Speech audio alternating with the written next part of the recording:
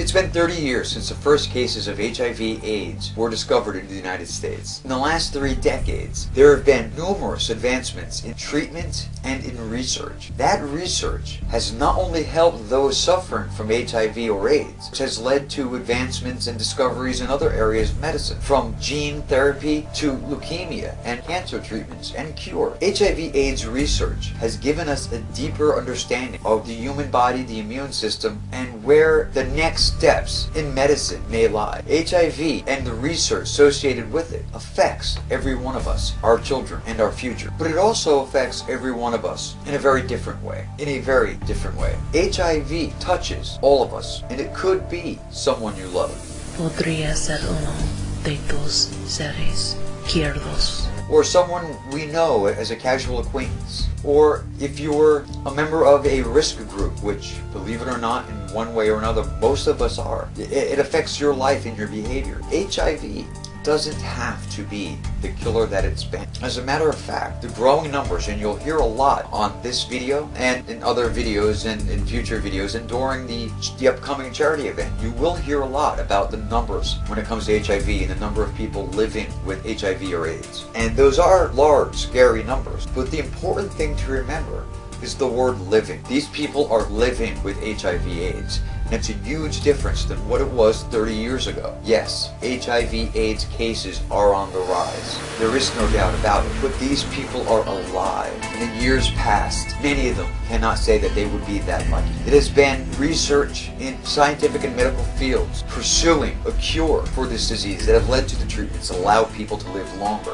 People living longer with HIV is going to equate to higher numbers of people living with the illness. So although these numbers are huge, and although they are far too large, and HIV and AIDS are far too widespread in our world, the fact that those numbers are high tells us that people are surviving. And although a cure may not be here tomorrow, surviving at this point is the best that many of us can hope for. I've chosen for the proceeds of this charity event to go to 2 different organizations. One is the International HIV/AIDS Alliance. The International HIV/AIDS Alliance deal with treating people with HIV. They deal with giving treatment and getting treatment to people who need it the most. The other charity I chose is the International HIV/AIDS Vaccine Initiative. The International AIDS Vaccine Initiative's team works with more than 40 academic, commercial and government institutions to develop and assess candidate HIV vaccines. Together with their partners, they have so far evaluated 6 vaccines in early stage clinical trials conducted in 11 countries across 4 continents.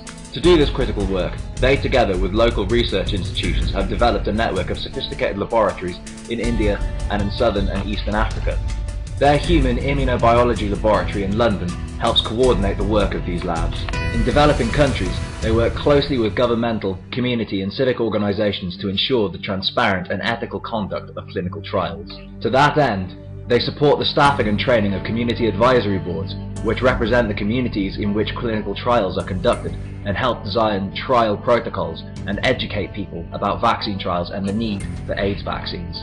And they help to build both the clinical and scientific capacity required to run a long-term program of vaccine trials. They also analyse and develop policies to promote the involvement of the private sector in AIDS vaccine research and development, and advocate for policies that will ensure that once an AIDS vaccine is developed, it will be swiftly produced, distributed and made affordable worldwide. HIV/AIDS is an unprecedented global development challenge which has already caused too much hardship, illness and death. The epidemic affects individuals, but also devastates households and communities, threatening entire nations.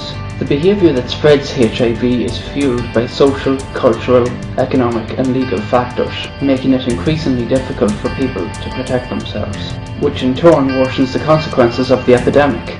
Every day over 6,800 people become infected with HIV and over 5,700 people die from AIDS.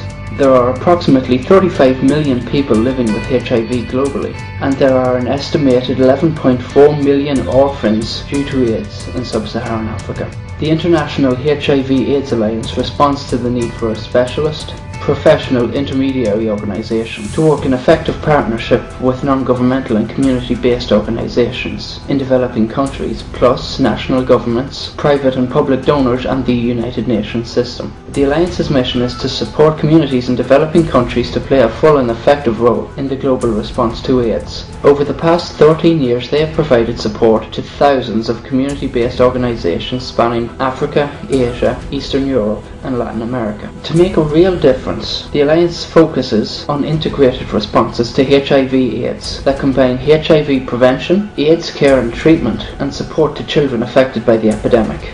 It also emphasises work with those who are hardest but vital to reach, people from marginalised groups who are most vulnerable to and most affected by HIV/AIDS.